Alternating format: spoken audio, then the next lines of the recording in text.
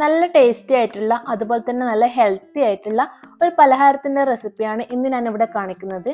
അപ്പോൾ റാഗിപ്പൊടി വെച്ചിട്ടാണ് ഈ ഒരു പലഹാരം നമ്മൾ ഉണ്ടാക്കിയെടുക്കുന്നത്. അപ്പോൾ ഉണ്ടാക്കാനും എളുപ്പമാണ്, അതുപോലെ തന്നെ കഴിക്കാനും നല്ല ടേസ്റ്റാണ്. അപ്പോൾ ഇതുവരെ ഇങ്ങനെ ഉണ്ടാക്കി നോക്കിയിട്ടില്ലെങ്കിൽ എല്ലാവരും ഒന്ന് ഉണ്ടാക്കി നോക്കണേ.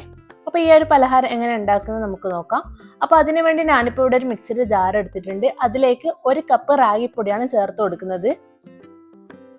അപ്പോൾ ഞാനിപ്പോൾ ഇവിടെ റാഗിപ്പൊടി നന്നായിട്ട് കഴുകിയിട്ട് ഉണക്കിയിട്ട് പൊടിച്ചിട്ടുള്ള ഒരു പൊടിയാണ്. ഇനി ഇതിലേക്ക് 1/2 കപ്പ് തേങ്ങ ചിരകിയത് കൂടെ ചേർത്ത് കൊടുക്കുന്നുണ്ട്. അതുപോലെ തന്നെ മധുരത്തിന് ആവശ്യമായിട്ട് 1/2 കപ്പ് ശർക്കരയാണ് ഞാൻ ചേർത്ത് കൊടുക്കുന്നത്. ഇനി ഇതിലേക്ക് 1/4 കപ്പ് അളവിൽ ചോറാണ് ചേർത്ത് കൊടുക്കുന്നത്. അപ്പോൾ ചോറിന് പകരം നിങ്ങൾക്ക് വേണമെങ്കിൽ വെള്ള അവിൽ വേണമെങ്കിൽ എടുക്കാം. ഇനി 1/4 ടീസ്പൂൺ ഉപ്പ് കൂടെ ചേർത്ത് കൊടുക്കുന്നുണ്ട്. അതുപോലെ തന്നെ 1/4 ടീസ്പൂൺ ചെറിയ ജീരകമാണ് ചേർത്ത് കൊടുക്കുന്നത്. ഇനി ഒരു നല്ലൊരു ഫ്ലേവറിന് വേണ്ടി ഞാൻ 1/4 ടീസ്പൂൺ ഏലക്ക പൊടി കൂടെ ചേർത്ത് കൊടുക്കുന്നുണ്ട്. ഇനി ഇതിലേക്ക് 1/4 ടീസ്പൂൺ ഇൻസ്റ്റന്റ് ഈസ്റ്റ് ആണ് ചേർത്ത് കൊടുക്കുന്നത്.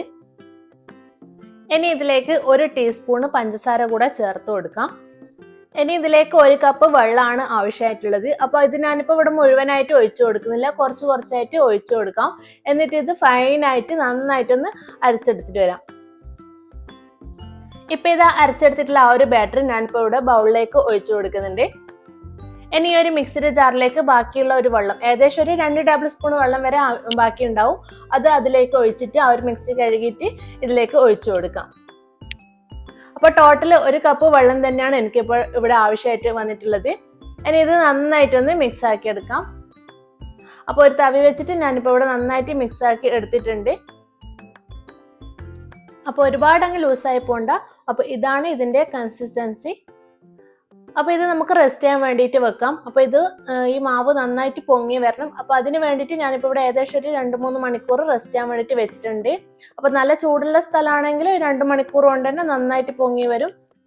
അപ്പോൾ ഇത് എനിക്കിപ്പോൾ ഇവിടെ ഏകദേശം ഒരു 3 മണിക്കൂർ ആവശ്യമായിട്ട് വന്നിട്ടുണ്ട് ഇത് പൊങ്ങി വരാൻ വേണ്ടിയിട്ട്. കാരണം വെച്ചാൽ ഇപ്പോൾ ഇവിടെ കുറച്ച് തണുപ്പാണ്, അതുകൊണ്ട് ഏകദേശം ഒരു 3 മണിക്കൂർ ആയിട്ടുണ്ട്. അപ്പോൾ ഞാനിത് ചെറിയ രീതിയിലൊന്ന് മിക്സ് ആക്കി എടുക്കുന്നുണ്ട്. അങ്ങനെ ഓവറായിട്ടൊന്നും അങ്ങനെ മിക്സ് ആക്കി എടുക്കാൻ പാടില്ല.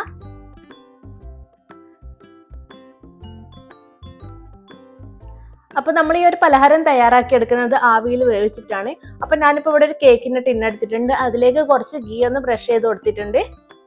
എന്നിട്ട് നമ്മുടെ ഈ ഒരു ബാറ്റർ മുഴുവനായിട്ട് തന്നെ ഇതിലേക്ക് ഒഴിച്ചു കൊടുക്കാം. അപ്പോൾ നമ്മൾ ഈ ഒരു പലഹാരത്തിന് ഒട്ടും തന്നെ എണ്ണയൊന്നും ചേർത്തിട്ടില്ല. അപ്പോൾ ആവിയിലാണ് നമ്മൾ സ്റ്റീം ചെയ്തെടുക്കുന്നത്. അപ്പോൾ അതിനുവേണ്ടി ആവിപാത്രം വെച്ചിട്ടുണ്ട്, അതിലേക്ക് ഇത് വെച്ച് കൊടുക്കുക. ഇനി ഇത് അടച്ചു വെച്ചിട്ട് ആദ്യത്തെ ആ ഒരു 5 മിനിറ്റ് ഹൈ ഫ്ലെയിമിൽ തന്നെ വെക്കുക. അപ്പോൾ ഇത് നന്നായിട്ട് പൊങ്ങി വന്ന സമയത്ത് നമുക്ക് ഇതിൻ്റെ മുകളിൽ കുറച്ച് കിസ്മിസ് വെച്ചിട്ട് ഒന്ന് ഡെക്കറേറ്റ് ചെയ്തെടുക്കാം. അപ്പോൾ ഞാനിപ്പോൾ ഇവിടെ ഒരു ഗോൾഡൻ കളർ കിസ്മിസ് ആണ് എടുത്തിട്ടുള്ളത്. അപ്പം നമ്മളിത് ആദ്യം തന്നെ വെച്ച് കൊടുത്തു കഴിഞ്ഞാൽ ഈ ഒരു ബാറ്ററി പൊങ്ങി വരുന്ന സമയത്ത് അതിലേക്ക് താഴ്ന്നു പോകും. അതുകൊണ്ടാണ് ആദ്യത്തെ ഒരു ഹൈ ഫ്ലെയിമിൽ വെച്ചതിന് ശേഷം മാത്രമാണ് ഇങ്ങനെ വെച്ച് കൊടുക്കുന്നത്. അപ്പോൾ വീണ്ടും അടച്ചു വെച്ചിട്ട് ഏകദേശം ഒരു 15 മിനിറ്റ് വരെ ഇത് കുക്ക് ചെയ്തെടുക്കാം. അപ്പോൾ ടോട്ടൽ 15 മിനിറ്റ് മുതൽ 20 മിനിറ്റ് വരെയാണ് ഇത് കുക്ക് ചെയ്തെടുക്കേണ്ട ടൈം. മീഡിയം ടു ഹൈ ഫ്ലെയിമിലാണ് വെക്കേണ്ടത്. ഇപ്പോൾ ഇത് ഏകദേശം നന്നായിട്ട് തന്നെ വെന്ത് കിട്ടിയിട്ടുണ്ട്. അപ്പോൾ ഒട്ടും തന്നെ നമ്മുടെ സ്ക്വയറിലൊന്നും പറ്റിപ്പിടിച്ചിട്ടില്ല. അപ്പോൾ ഇതിൻ്റെ ചൂടൊക്കെ മുഴുവനായിട്ടും മാറി വന്നതിന് ശേഷം നമുക്കിതൊന്ന് സൈഡിൽ ഇത് ഒന്ന് വിടുവിച്ച് കൊടുക്കാം. അപ്പോൾ പെട്ടെന്ന് തന്നെ ഇത് വിട്ട് കിട്ടും. ഇനി ഞാനൊരു പ്ലേറ്റിലോട്ടേക്ക് മാറ്റി കൊടുക്കുന്നുണ്ട്. അപ്പോൾ വളരെ പെർഫെക്റ്റ് ആയിട്ടുള്ള റാഗി കൊണ്ടുള്ള ഒരു വട്ടയപ്പാണ് ഇന്ന് നമ്മളിവിടെ റെഡി ആക്കിയിട്ടുള്ളത്. അപ്പോൾ ഈ ഒരു ക്രിസ്മസിന് എല്ലാവരും ഇതൊന്ന് ഉണ്ടാക്കി നോക്കുക. നമ്മൾ സാധാരണ അരിപ്പൊടി വെച്ചിട്ടാണല്ലോ വട്ടയപ്പമൊക്കെ ഉണ്ടാക്കിയെടുക്കാറ്. അപ്പോൾ ഇത് നല്ല ഹെൽത്തി ആയിട്ടുള്ള ഒരു വട്ടയപ്പാണ് ഇത്. അതുപോലെ തന്നെ നമ്മൾ പഞ്ചസാരക്ക് പകരം ശർക്കരയാണ് ഉപയോഗിച്ചിട്ടുള്ളത്. അതുപോലെ തന്നെ നല്ല സോഫ്റ്റ് ആയിട്ട് തന്നെ കിട്ടിയിട്ടുണ്ട്. അപ്പോൾ ഞാൻ ഇതൊന്ന് കട്ട് ചെയ്തിട്ട് കാണിച്ചു തരാം. കണ്ടില്ലേ, നല്ല സോഫ്റ്റ് ആയിട്ട് തന്നെ കിട്ടിയിട്ടുണ്ട്. അതുപോലെ തന്നെ നല്ല ടേസ്റ്റും ഉണ്ട്. അപ്പോൾ റാഗിപ്പൊടി വെച്ചിട്ട് ഇതുവരെ ഇങ്ങനെ ഒന്ന് ട്രൈ ചെയ്ത് നോക്കിയിട്ടില്ലെങ്കിൽ എന്തായാലും ഒന്ന് ഉണ്ടാക്കി നോക്കണേ. അപ്പോൾ നല്ലൊരു പലഹാരമാണിത്. അപ്പോൾ ഇന്നത്തെ വീഡിയോ ഇത്രയേ ഉള്ളൂ. പുതിയൊരു വീഡിയോ ആയിട്ട് വീണ്ടും കാണുന്നവരെ എല്ലാവർക്കും താങ്ക് യു.